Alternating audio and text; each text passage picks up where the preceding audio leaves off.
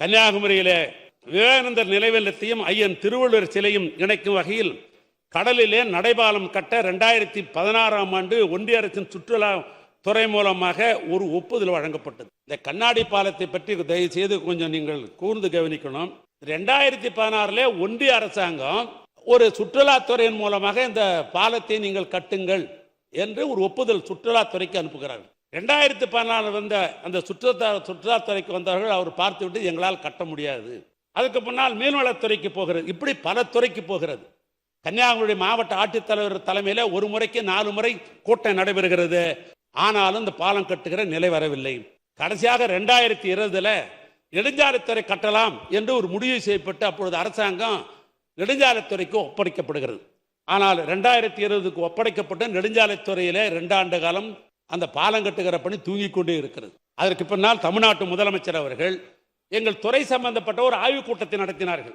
அந்த ஆய்வுக் கூட்டத்தை மாண்பு முதலமைச்சர் நடத்துகிற பொழுது அவர் கேட்டார், இந்த பாலம் கட்டுகிற பணி என்கிற கோப்பு 5 ஆண்டு காலமாக தூக்கி கொண்டிருக்கிற நீங்கள் என்ன செய்து கொண்டிருக்கிற ஒரு கேள்வியை எங்களிடத்தில் கேட்டார்கள். அதற்கு பின்னால் இருக்கிற நிலைமையை எடுத்து சொன்னேன். இது பல துறைக்கு போய் இது பாலம் 2 பாறைகளை இணைத்து கட்டுகிற ஒரு கடல் பாலம். ஏன்னா கடல் சீற்றம் இருக்கும், புயல் இருக்கும், இப்படிலாம் இருக்கும் என்று ஒரு துறையை தட்டி கழித்துக் கொண்டிருக்கிறார்கள். யாரும் இதை கட்ட முன்வரவில்லை, அதனால் கிடப்பிலே இருக்கிறது என்று சொன்ன பொழுது முதலமைச்சர் சொன்னார், முயற்சி திருவினையாக்கும் எண்ணி துணிக கரும் என்ற 2 வாக்கியத்தை எங்களிடத்திலே சொல்லி இதை கட்ட வேண்டும் என்று கண்ணாடி பாலத்தை அமையுங்கள் என்று அவர்தான் சொன்னார். ஆனால் ஏற்கனவே பாலங்கள் அமைக்க வேண்டும் என்று தான் கோப்புகள் இருக்கிறது.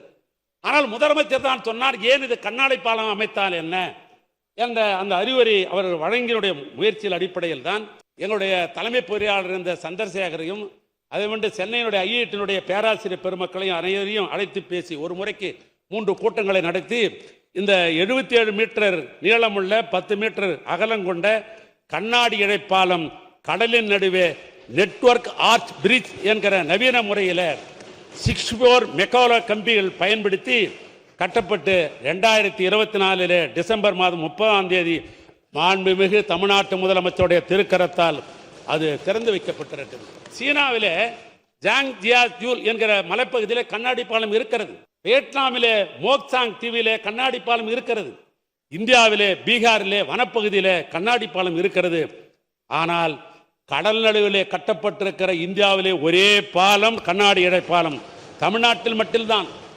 இன்று வரை சுற்றுலா பயணிகள் ஏறத்தாழ 6,31,000 பேர் இதுவரைக்கும் கண்டு கழித்திருக்கிறார்கள். உலக சுற்றுலா பயணிகள் எல்லாம் வியக்கத்தக்க வகையில் குமரி மேலே புதிய அடையாளமாக கண்ணாடி பாலம் திகழ்கிறது. அதனால் நேற்றைய தினம் பார்த்தேன், இது ஆங்கில பத்திரிகை, இந்தியன் எக்ஸ்பிரஸ் ஆங்கில பத்திரிகை, இதில் முழு இந்த கண்ணாடி பாலத்தை பற்றித்தான் ஒரு பெரிய ஆர்டிக்கலே எழுதியிருக்கிறார்கள். அதை நான் சுருக்கமாக சொல்கிறேன்.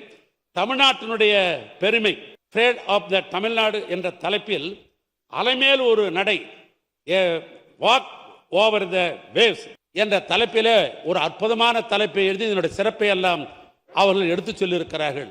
அதில் இன்னொன்று என்னன்னா, உத்தரப்பிரதேச மதுராவை சேர்ந்த பேராசிரியர் திரு நிகில் குமார் அவர் என்ன சொல்றாருன்னா, இந்தியாவில் கட்டடத்துறையில் கட்டப்பட்ட ஒரு உயர்தர படைப்பு என்று சொன்னால் என்னால் நம்ப முடியவில்லை, நான் பார்த்து வியந்து போனேன் என்று ஒரு பேராசிரியர், உத்தரப்பிரதேசத்தை சேர்ந்த ஒரு பேராசிரியர் இதை குறிப்பிடுகிறார்.